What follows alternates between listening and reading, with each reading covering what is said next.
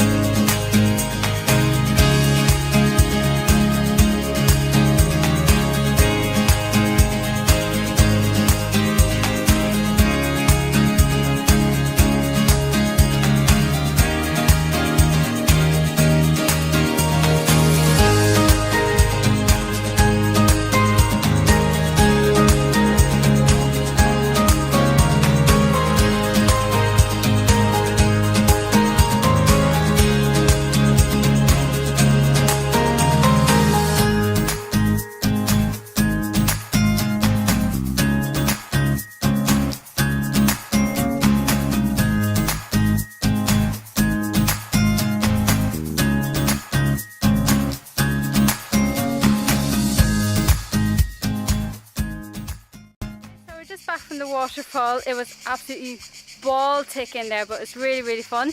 So now we're going to end the day with a sunset swim. I'm really looking forward to it, and hopefully the water will be warmer.